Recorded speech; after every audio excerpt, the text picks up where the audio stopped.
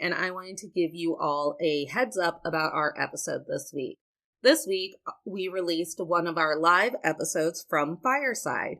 You can catch To All the Men I've Tolerated Before on the new platform Fireside every other Monday at 8 p.m. Eastern. Now, there might be a couple differences between our Fireside episodes and our usual format. These episodes are a great way for myself and my guests to go deeper into the topics we cover and to do some fun activities with them. So you'll hear things like audience participation, laughing emojis, and applause when the audience was digging it. Do you want to join in on the fun? Make sure that you're following us at firesidechat.com/Natalie Katona. Have fun, tolerators. Created live on Fireside.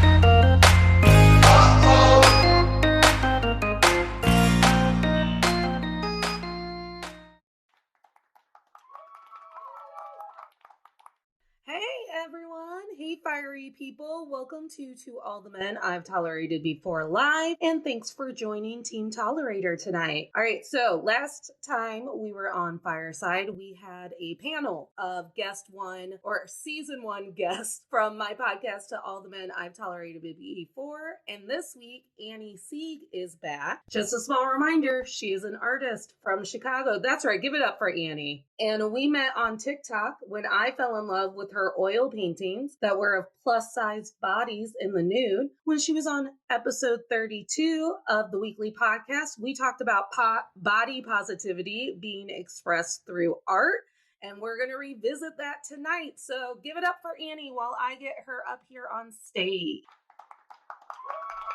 You did it. We're getting so good at this. All right, Annie. So the question of the evening, how have you been doing body positivity wise or art creativity wise?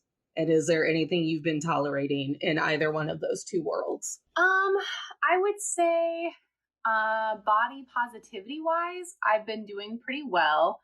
Weirdly enough, like with all of the things that have been bad about the last few years, one of the things that's been good is I'm like, literally, who has time to be like worried about it, right? It's been a lot of sweatpants and no bras for me, never turning back on that fashion front. And I just have found that I genuinely am a lot more accepting of myself, partially because there are bigger things to be worried about in the world, and partially because I've spent a lot of this pandemic painting bodies and really genuinely spending time looking at like how beautiful all different kinds of bodies can be, which makes it easier to have a more sensitive eye towards my own body. My goodness, I'm spending this evening with you because I am failing on both fronts. I got you, girl. I will aggressively body positive you right out of that hole.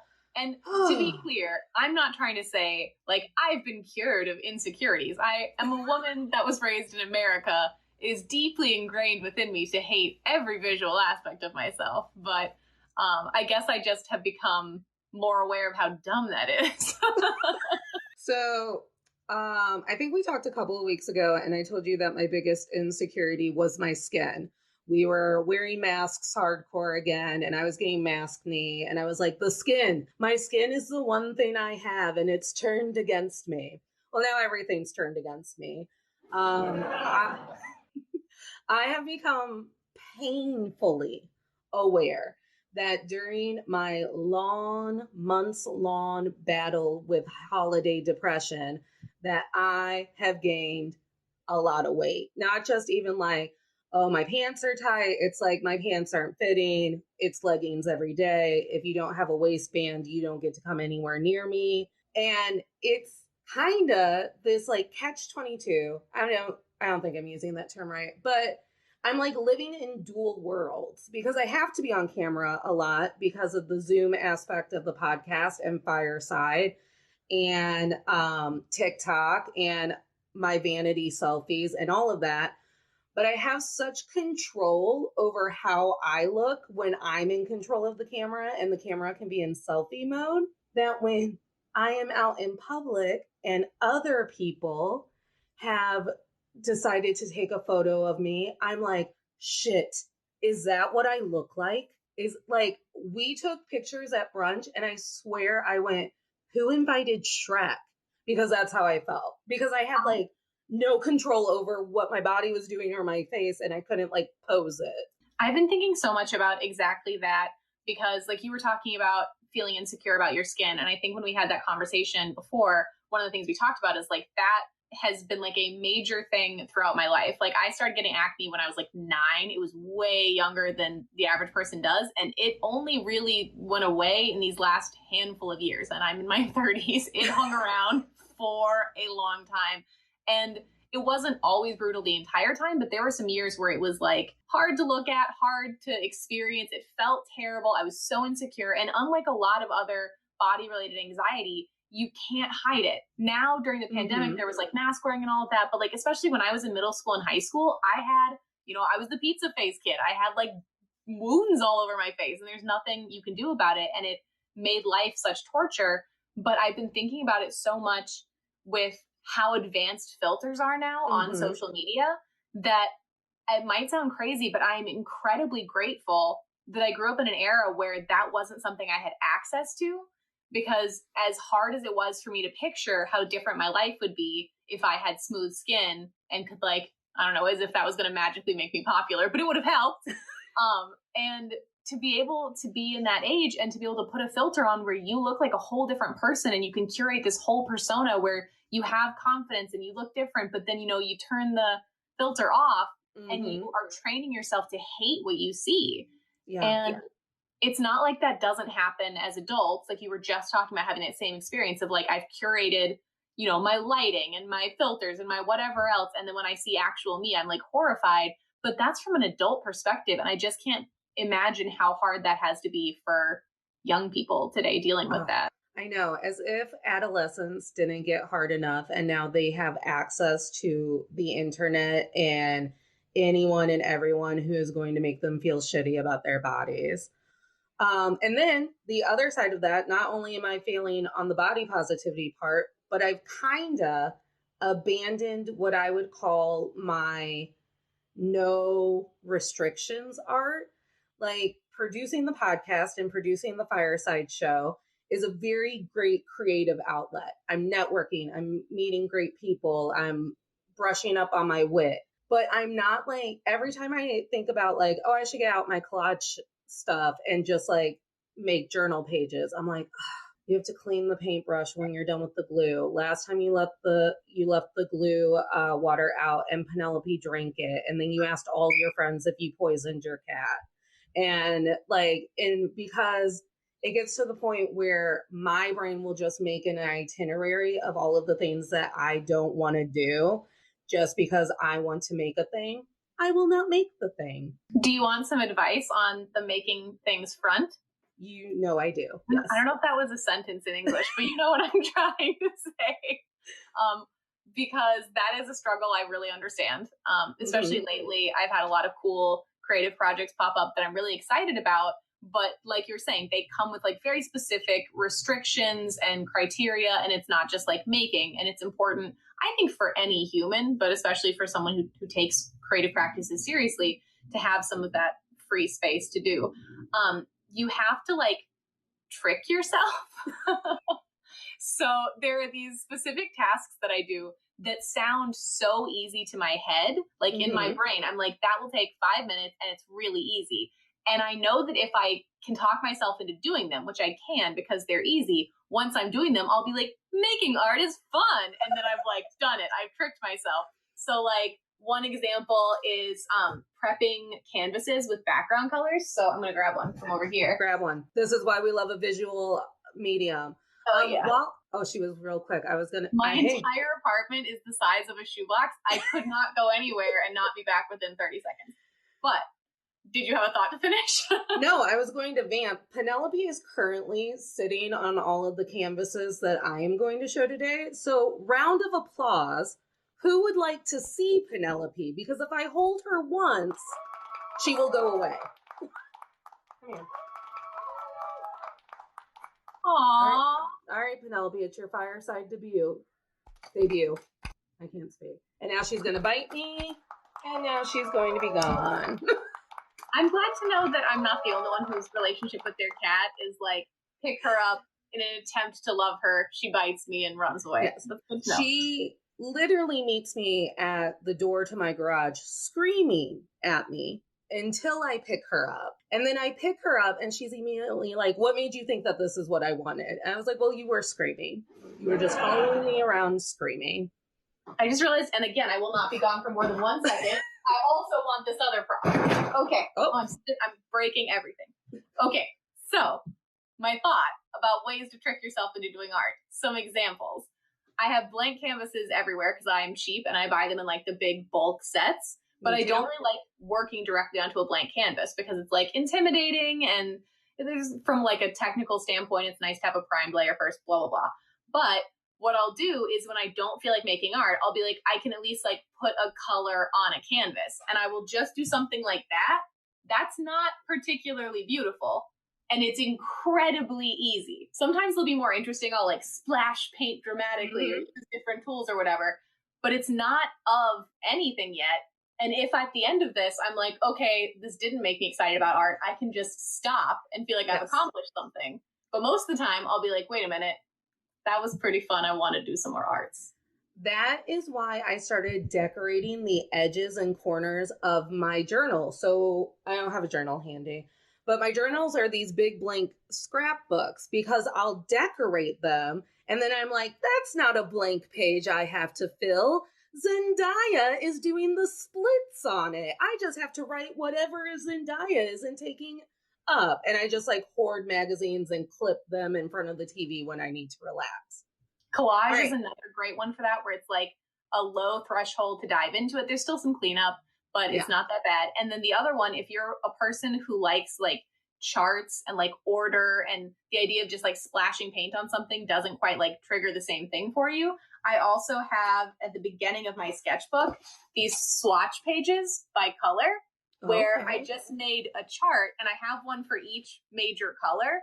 And then I go through with every art supply in my studio, which is a lot of art supplies, and I try and swatch every yellow on a page and every green. So if I don't feel like doing art stuff, I'll be like, let me get into those greens today and just like fill in my squares and like write in a little label what it was. And again, I'm using my art supplies. It makes me feel like, okay, I can do a thing, but like zero effort, almost zero effort.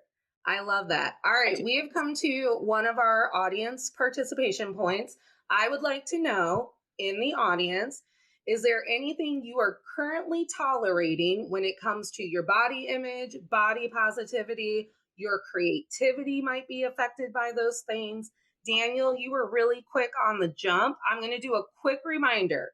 If you would like to be on stage, you can write me a comment. If you click an emoji, you can write me a comment. And you can just say, Natalie, I want to be on stage, but I don't know how to do it. Or you can click your little hamburger in the lower left-hand corner, and it should say request to be on stage. And then you can request. So Daniel figured it out. So we're going to go ahead. And then, Daniel, if you don't want to be on video, you don't have to be on video, but you can speak. What have you been tolerating lately? Hello. Hi. Hello.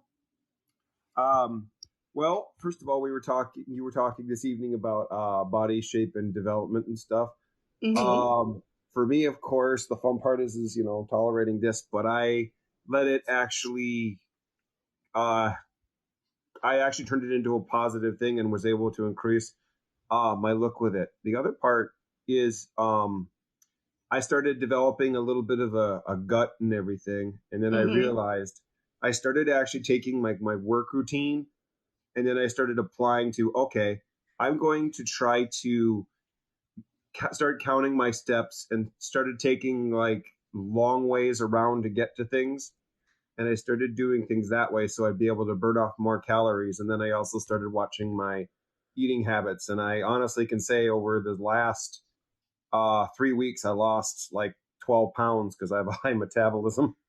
Well, that's awesome. I'm really proud of you. The moment that we went into the shelter in place, I threw my Fitbit in a drawer. I don't remember which drawer, and I've never looked at it again. Never once.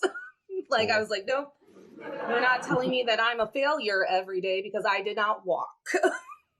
So, yeah. Well, thank you for sharing. Was there anything particular that was affecting your body positivity? Was it the media? Was it just kind of like, for me, it was the holidays. The holidays got me at a low point, and then I just couldn't do any of the things that I know keep me well. Yoga, Zumba, eating vegetables. Like, I literally had to make my New Year's Eve resolution be, I will eat a vegetable and or a fruit every day. Like, that's how bad my nutrition got. Oh, wow. Mm-hmm. Yeah, no, especially when you're a chef. I'm a chef by occupation, and you have desserts and all kinds of foods of all different types, pizza, all kinds of things around you. So you really have to watch it, especially when you're the chef who puts out fries all the time and tater tots for students. You Yeah. have to really, really watch it.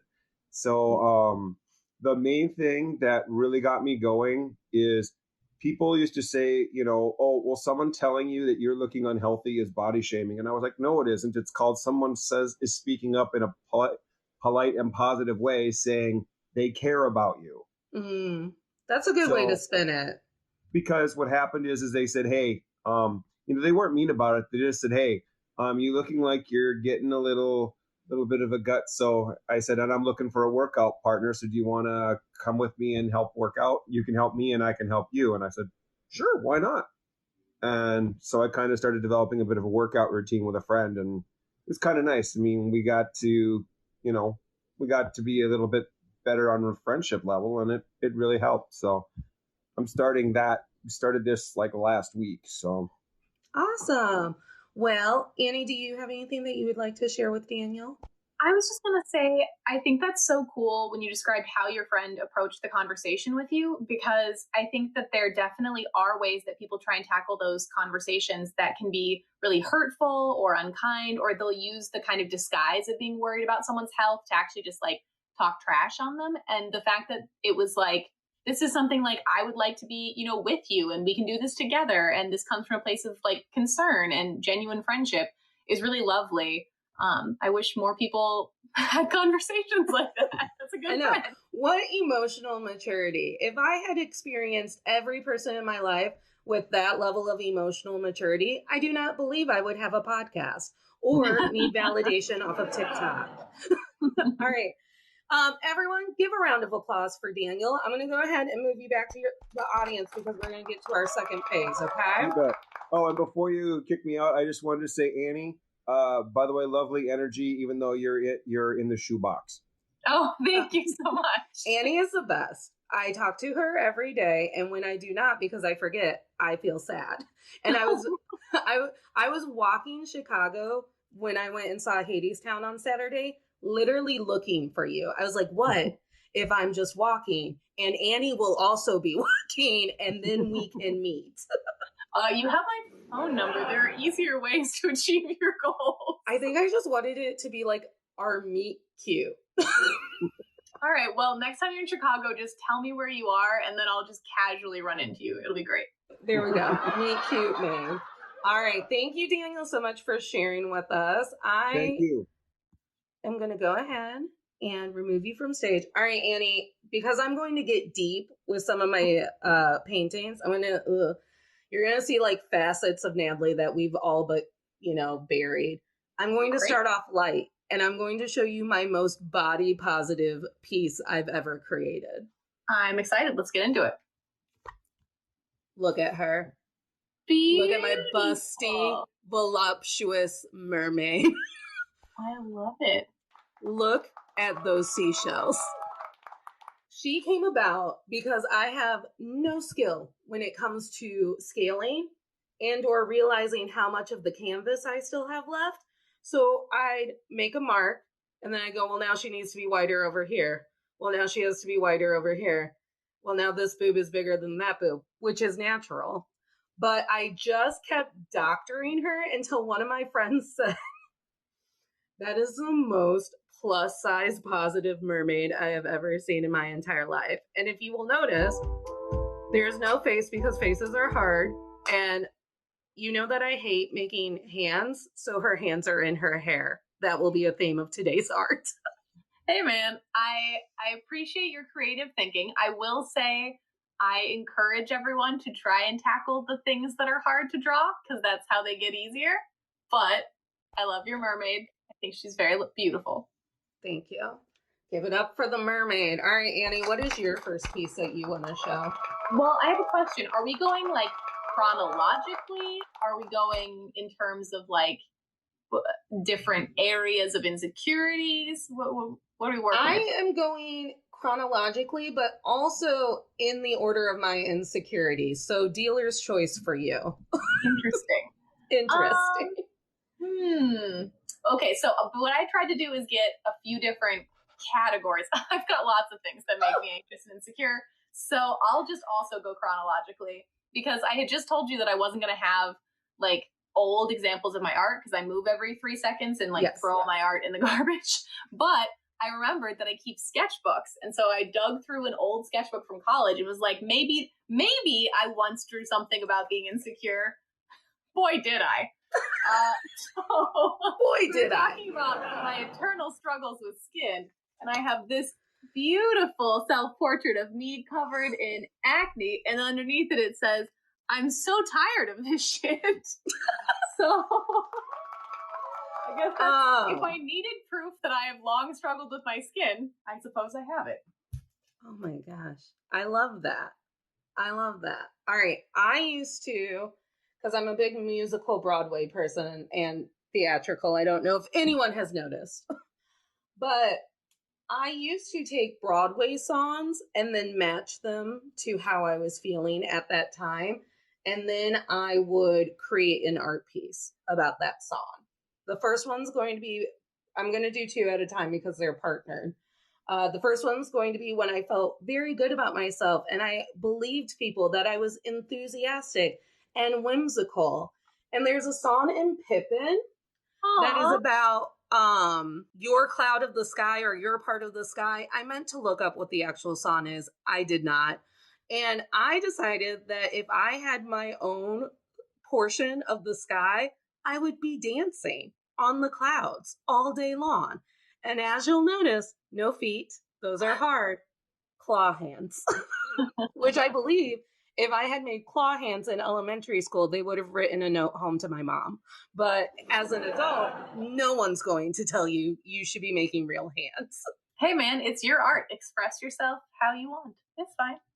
And then during a particular low, depressy, stressy moment, I think I painted this the night before I got Penelope. Hamilton. Have you heard of it? I have heard of it. I think I'm the last person on the planet who has not seen it. Sorry. Right. Sorry.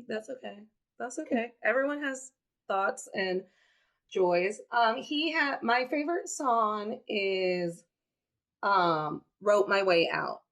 And the first line of that song goes, in the eye of the hurricane there is quiet for just a moment, a yellow sky.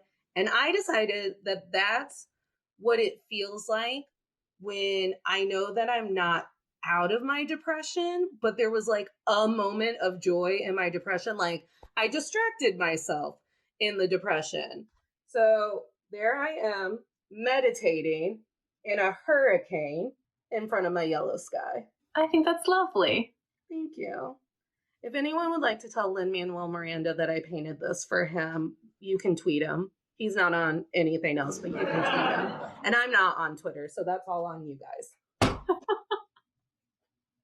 Getting violent with that art. I know, I hid it on my desk. I'm like, ugh. All right, Annie, what do you got?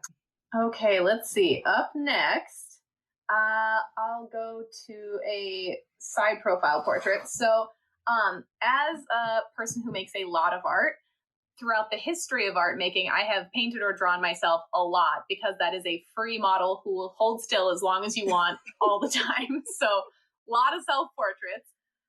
But I know just in the last year or two, I had the realization that I really had maybe never drawn my side profile. And that wasn't like a coincidence. Part of it is that if you're drawing using a mirror as a reference, you're not seeing your side profile. But I use photos of myself too a lot of the time, and I always avoid the side profile because I don't like my side profile. I have like a big beaky nose, and I also have a big nose.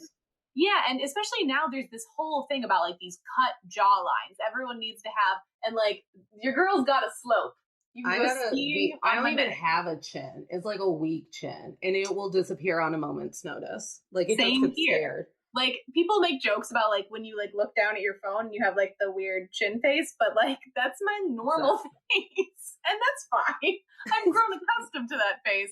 But if you're doing a self-portrait, you're spending a lot of time looking at your own face, and sometimes that's not super comfortable. So I tasked myself, I don't know, maybe a year ago now, to do a self-portrait, and it's of the side profile. That's me. I love it. Thank you. I remember requesting this one. I was like, I built this episode around that side portrait that you did. Well, you'll notice even in it, I do tackle my nose pretty head on, but I put a swoop of hair right in the air. I was like, there. I'll tackle my insecurities, some of them. Let's just avoid the mothers. But I posted about this one on TikTok, and I did a voiceover about kind of the thought behind it, that I was like, okay, well, I'm an adult. I can acknowledge the fact that I have a nose. I think it's time. And I was pleasantly surprised by how many people like did a stitch or a duet with it and showed their side profile, or left a note in the comments about how it was something that they dealt with too. Like most people don't have adorable button noses and then like chiseled jaws. That's not the average face.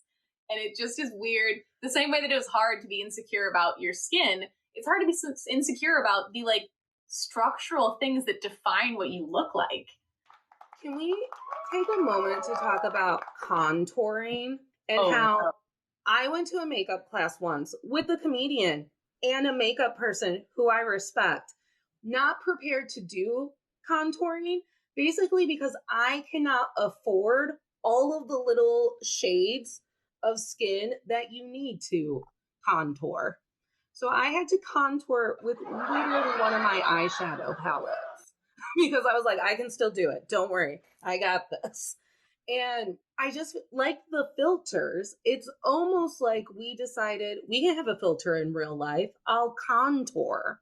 Yeah. And I have I hesitate to rail against makeup because I think there's a version of that like within the drag community that's like, yes, create the face you want. You look fabulous. You're happy. I'm happy. Everyone's on board. But then I think there's also like a sad Kardashian side of it where it's like, I don't know why it should be different. At the end of the day, everyone should be able to have the face that they want and be happy about it. But there's circumstances where it looks like empowerment to me, and there's circumstances where it makes me sad. And maybe that's just my own social bias, but it's the reality of the matter. The only reason I do my eyeshadow every day is because it is one guaranteed part of my day where I will have a relation to color besides my outfit. But it's like I get to color and I get to color on my face. So I do it. But the contouring just messed me up. It's like we've literally made filters for real life. We are living in a brave new world. Well, it makes me think about, for a long time, I worked at a ballroom dance studio. I used to be a teacher, and ballroom is a world that's very like glitz and glam and makeup and hair and everything. And I looked professional, but I've never been that person.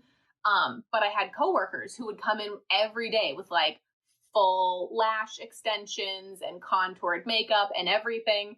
And I'm not saying this is how everyone should live their life, but something I did notice is when the glam girls would have the like one day where, you know, they got in a fight with their boyfriend and they're hungover and whatever's happening and they don't bother with their makeup, all day everyone's like, oh my God, what happened? What's going on with you? Versus I would one day wake up and be like, I'll put on mascara today. And then all day everyone's like, who is she? Oh my, Annie, you look the best you've ever looked. And I was like, yes, I know. So it just seems like you're setting yourself up with like really high expectations if you want that face beat every day. That's too hard. I don't have time for that. I just realized that my last self-portrait just fell apart. but I'm going to make it work for me. What was it made of? It was a collage piece. Oh, okay. So what I did first was I did that nifty background trick, and then I wrote on the maroon background, you can't really see it because that's the point, all of the things that hold me back. I wrote about my disordered eating, not making enough money at work, my anxiety, my depression, like all of it. And then I thought that the thorny vines were going to represent the fact that they hold me back. But I changed it because of an interaction I had over the weekend. I've decided that I am going to start getting thorny about the way that, or about the things in my life that hold me back, meaning I'm going to get loud. I'm going to make you uncomfortable. I'm going to start talking about them openly. And I'm going to just start saying things like, I can't worry about where we're going to eat because I have disordered eating and I don't want to spend that emotional mental time worrying about it.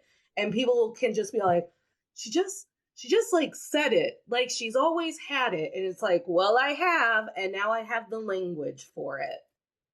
I think that's amazing. I think setting that kind of boundary is really hard. And a lot of times it's uncomfortable in the moment for you and for the other person. But most of the time, if you set that boundary once, at least with that person, you don't have to keep setting it. It's just something that you've established then. And the more you do that and the more you enforce those boundaries, the more you build a life that feels livable and comfortable and safe. So I think that's amazing. And then the self-portrait part was, and because I'm going to get thorny about all of these things and start making people uncomfortable, I will then bloom. And then this part, so it's a silhouette of shoulders and a head. And of course, I kept cutting this one down and then cutting this one down. So are they even? No, we're doing this. We're doing this. Because we're anxious. Because we're anxious. You're leaning. We're the fawns on the jukebox. So because I'm going to start getting thorny and working through and using that as an excuse to talk about the things that I go through, I will eventually bloom. Love it. Did I avoid in all of my self-portraits to draw my face, my hands, and honestly, my body? Yes, I did. Hey there, this is Natalie, and I wanted to thank you for checking out To All the Men I've Tolerated Before. I am very excited because recently I celebrated the podcast's first birthday. And what better way to celebrate than to try and build up this community of tolerators and gather them all in one space. To do that, I launched our Patreon where you can make a monthly contribution to the podcast and get some amazing benefits like early access to episodes, ad-free episodes, some virtual hangout time with me and other tolerators, and other ways to really allow us to get to know one another. Any support that you can give to the podcast will be so helpful in the second year to help me elevate the content and grow our community. There is a link in the show notes that contains all the information you need to help the podcast grow. I love and appreciate every one of you. Happy birthday, Team Tolerator. All right, I'm into it. I have two more. I wasn't sure how many Go for it. to prepare, but because I have bonus ones too that just taught me something about myself. My fourth one is kind of a bonus one. So I'll do my last one and then we can do bonus ones.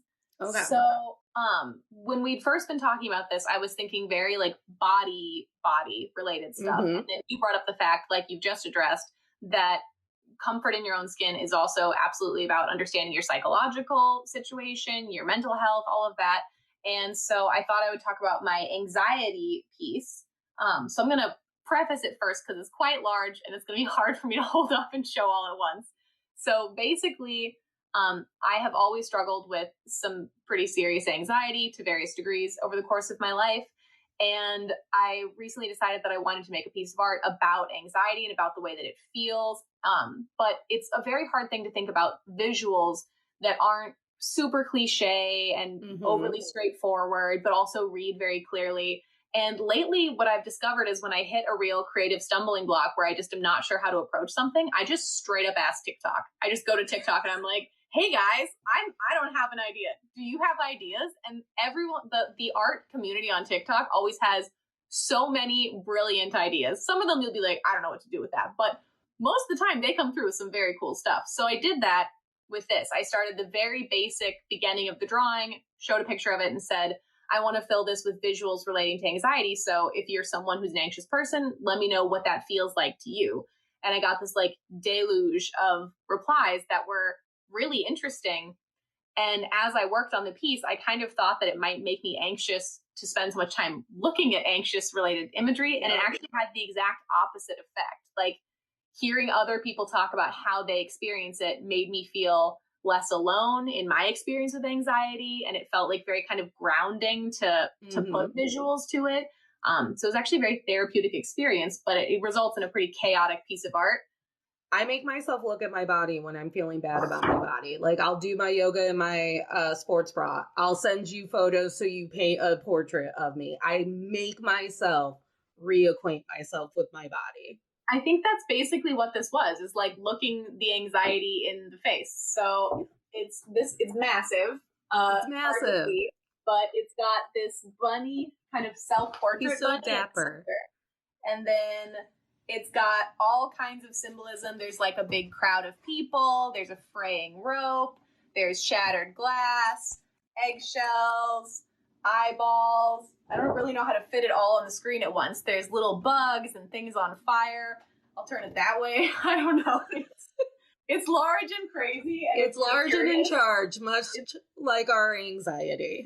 That it is. If you're curious about it, there are better, clearer images on all of my socials. But yeah, I really enjoyed it. And it wasn't until like truly like a month after finishing it that I was like, oh, I could do one that's about nice things. What if I did the same thing, but about like calming, pleasant things? If this felt good, that would probably feel very good, but it didn't even occur to me. I was supposed to also write down the ways that I bloom. Did I? No.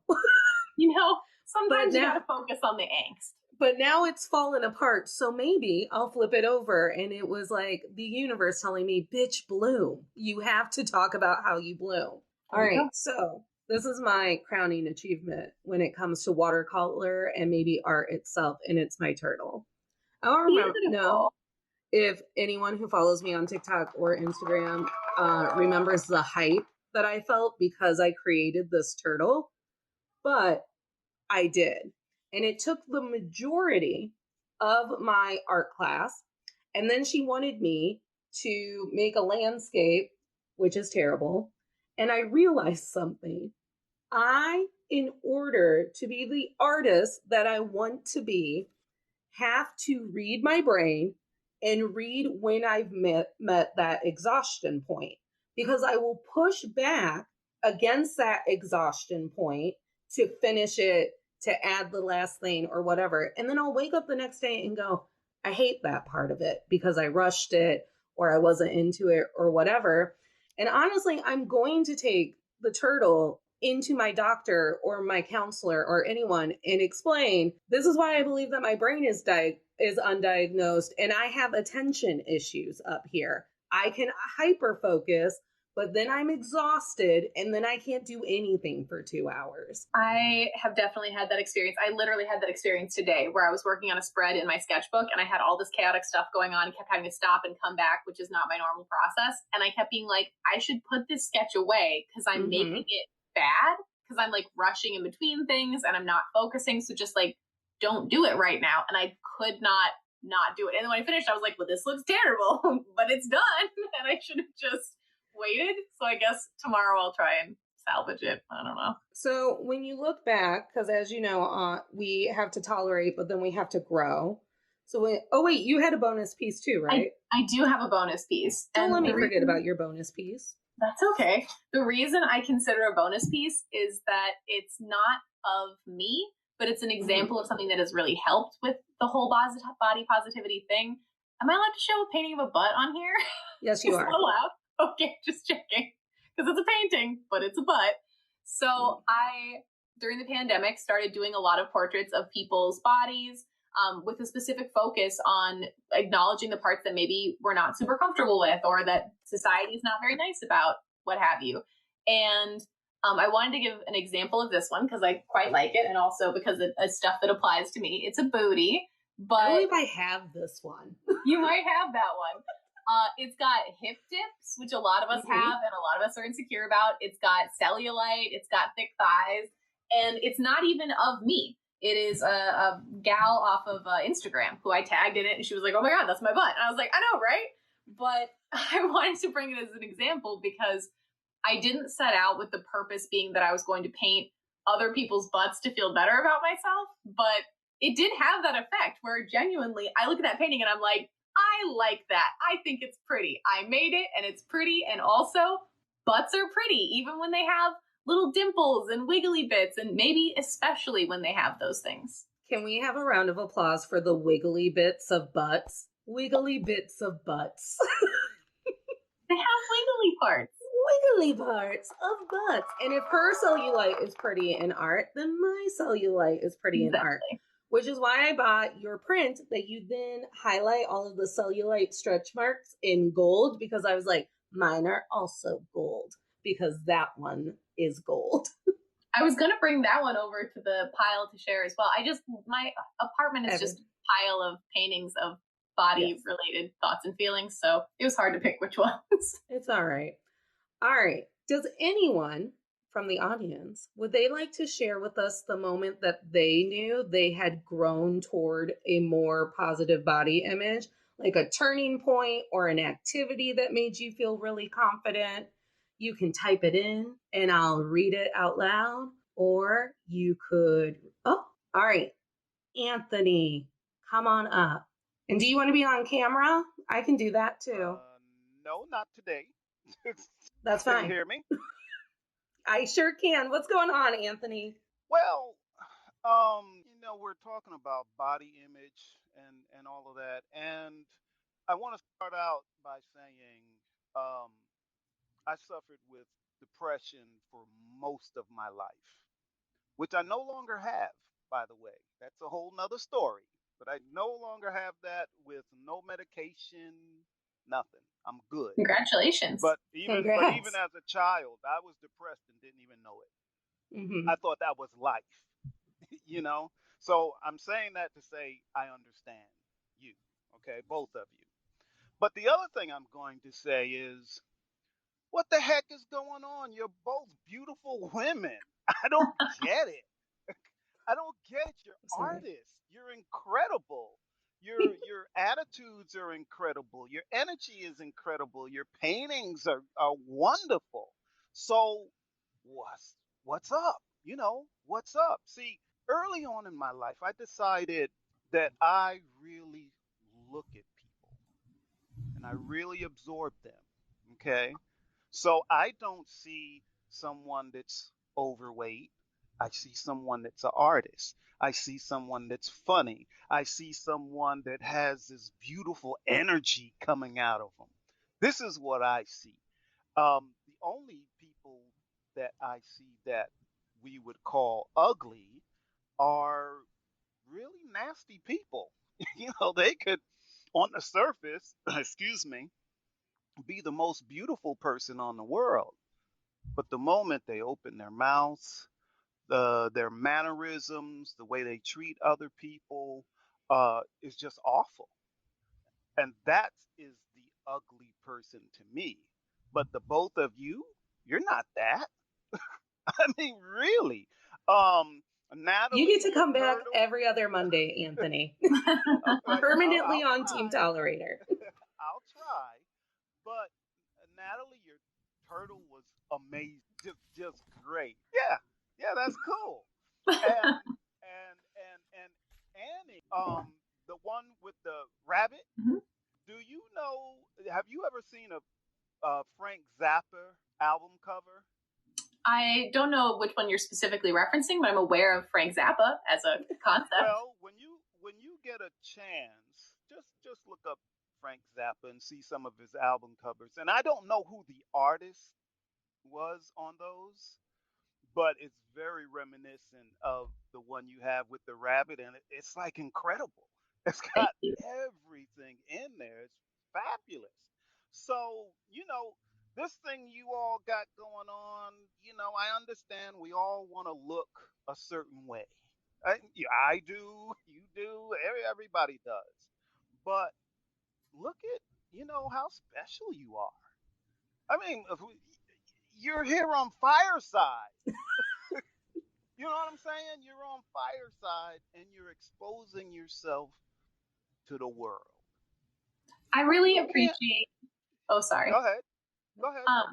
I was going to say, I really appreciate that's very kind of you to say, and I appreciate that. I think the challenge is that while there are individuals like yourself who see people on a deeper level, and I know certainly, I think the average person knows on an intrinsic level that you should value people on more than the surface.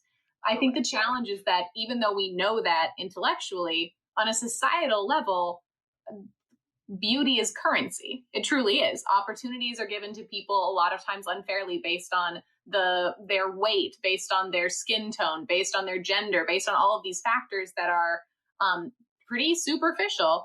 And that doesn't mean that you see that and go, oh, okay, so I'm now going to change my values. But it's hard, especially growing up in that culture, not to absorb, maybe unconsciously, that sense of, I make awesome art, I'm excited about this, that, or whatever, but I don't have a perfect whatever it is. Even if you know it's dumb, I feel like it hides in the back of your mind.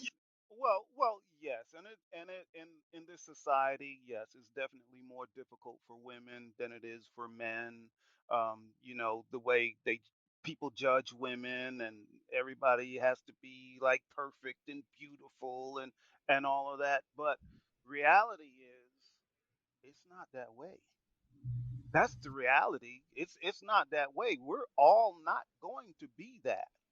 Um, so let's try. I have a thing where I say things will go a lot easier or better once we learn to be happy with ourselves, because that's what we really need to do. So, and we judge ourselves so harshly. We judge ourselves harder than anyone else. Anyone else. So sometimes we need to give us a break. Oh, you're right. Sometimes like Natalie, you said like the last holidays, you just said the heck with it. Mm-hmm. I did. The heck with it. I'm just gonna do what I'm gonna do. What I'm gonna do. Sometimes we do have to say the heck with it. Just the heck with it. Yeah. This is it. The heck with it. I know it's not an easy thing to do, but sometimes we just the heck with it. I think there comes a time where everyone gets to the point where they've forgiven themselves for the struggle. On this week's episode of the podcast, it's about unemployment. And I remember that a theme that kept popping up during my unemployment and afterwards when I was unhappy in the job that I went to directly after unemployment was, I just wish we lived in a society where it was easier to struggle, or people were more kind about struggling, or you were allowed to struggle. So, and it comes up in my body positivity or working out or my art or all of it. If I could just go to bed every night, not running through the list of all the things I didn't touch or do or walk or all of it, maybe I could forgive myself a little bit. I haven't gotten there yet with this new struggle bus situation that I'm in. I know that I will eventually get there, but right now I am looking at a lot of pictures of myself and literally just like running my fingers over my problem areas. And that has to stop. It has to stop. I understand. Well, I'm not going to take up the whole show because I can get to rambling. But what I'm going to leave with is I love you both. And when you're feeling bad about yourself or, whatever it is, just say, well, Anthony loves me. And I'll just write leave that it in at my that. main character journal tonight. Yeah, just Anthony loves me. So anytime you have any body shaming, anything, just say, oh, but Anthony loves me. All right. And then maybe you'll think about other people that love you for just who you are. Just who you are. And you'll see that the list gets pretty long. Well, let's hope. So yeah, it will. All It right. might just be the cat. All right, I'm stage, but I will stay here. All right. And Thank thank you, you so Anthony. much for Thanks, letting me Anthony. talk. All right. Thank you. Thank you. All right. Now for the creme de la creme of the episode, where we put forth our energy and our mindsets and our hearts to manifest where we want to go next with our body positivity and our creativity. Annie, do you want to go first, or you want me to go first? I want you to go first. That's a lot of things you just said. Okay. I do have like a note. Okay.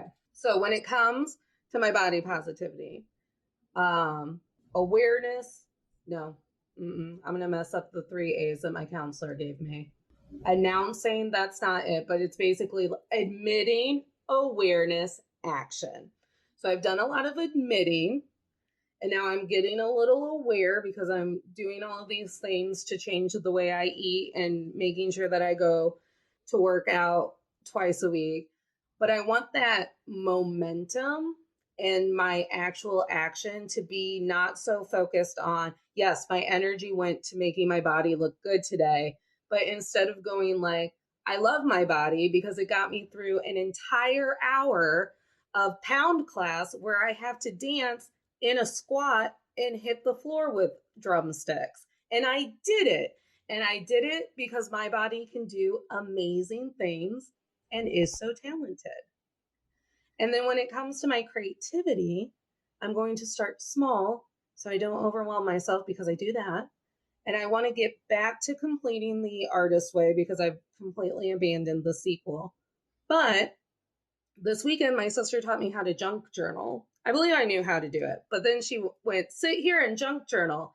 And now I've bought things. So I'm going to find little activities like junk journaling where I can just put stickers on paper and look at it and go, I didn't have to draw, I didn't have to paint, and I didn't have to stress out about how anything would look because I just had to lay it out. And then eventually that will help me get back to the hard things. I like that.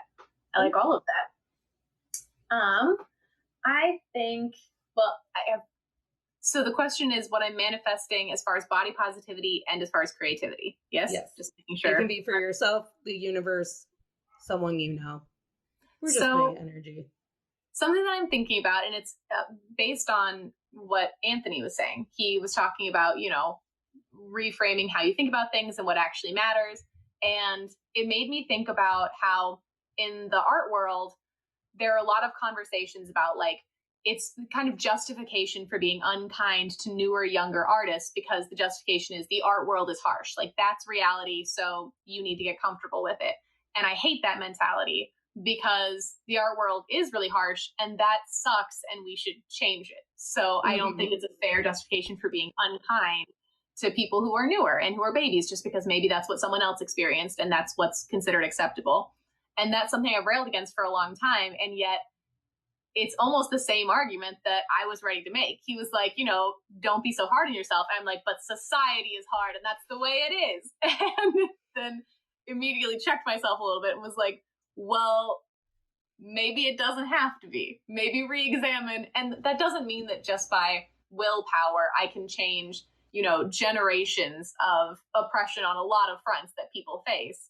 And I do always have to bear in mind that there is a certain amount of like pretty privilege that comes with being a relatively, acceptable by societal norms person on a lot of fronts.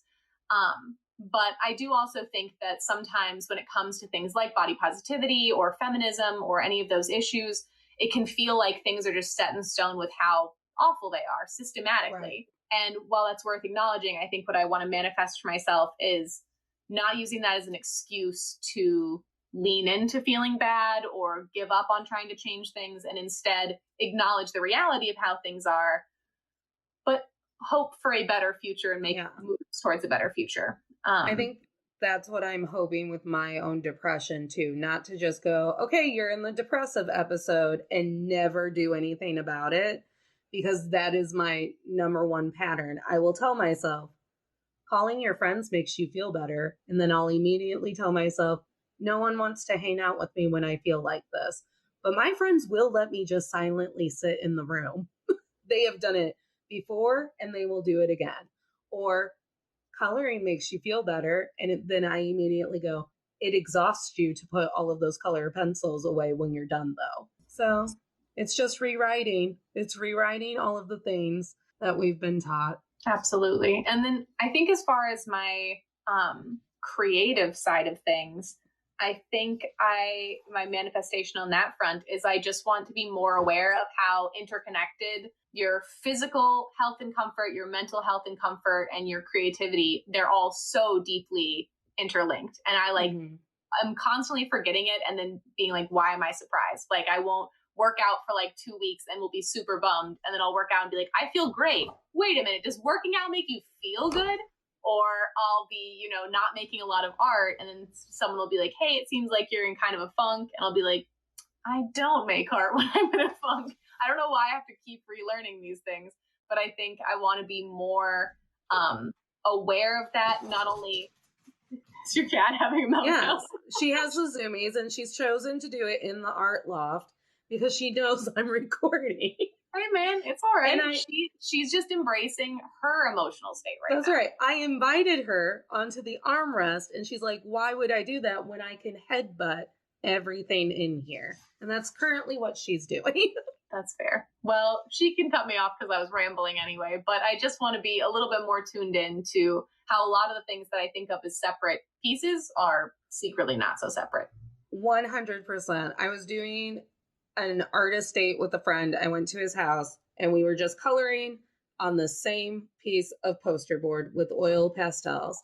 I was doing my soft, repetitive circle, my soothing swirls. And I looked at him and I went, I am really bad at realizing what actually relaxes me. And he goes, well, what do you mean? I was like, today, all I could think about was, okay, you have to be energetic and you're going to make art with Josh and you're going to get through it. And it's going to be like a whole mind thing. And yes, you'll be tired at the end of it, but you'll do it. I go, and then I sat down and I'm literally just making swirls, doing some meditative, like hand stuff. I was like chatting with a friend who I love and it's relaxing. Why can't I just remember that the things that I enjoy aren't chores, they're relaxing?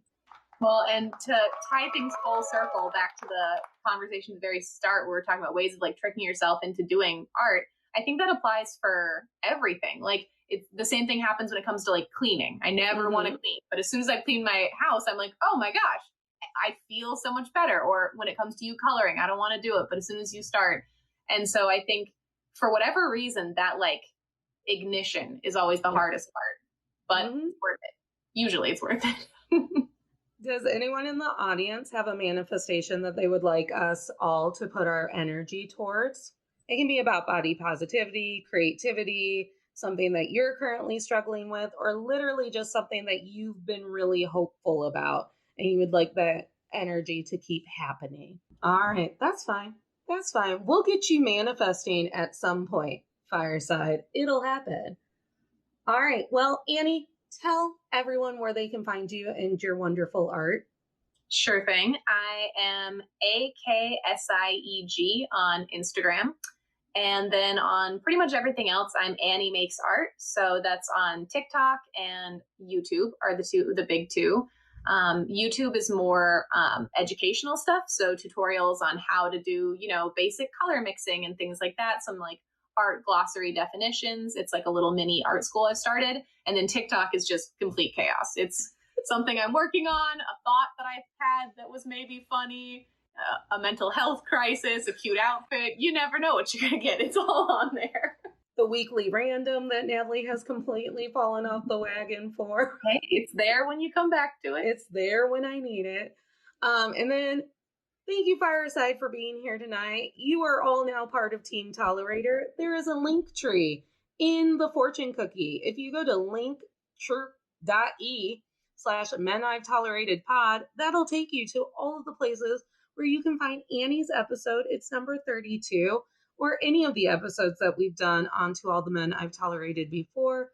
We release episodes every Thursday. We're going to be here at Fireside chatting with you every other Monday. Our next time together, we're going to do some little poetry slamming. So if you've got poetry at home, bring it. Bring it with you. I'm so going to do that. I have poetry. I'm going to make you all listen to my poetry. Please do. That's all I wanted. Okay, Where's my deal. I don't think you all are ready for the sad unicorn poetry journal, but here it is. It's just waiting for the next time we're all together. And remember, Fireside and everyone, you don't have to tolerate anything, or I mess up my catchphrase every time. I didn't even do it the last time I recorded. You don't have to smile through anything. Tolerate anything is a great catchphrase. Yeah, you don't have to tolerate anything. You don't have to smile through anything that you're tolerating. Smiles are for joy and should only be used when you're feeling positive because you finally hit that breakthrough and ignited your passion about whatever. Another round of applause for my amazing friend Annie. And for you. Me? Thank you everyone for being here. I'm going to go ahead and end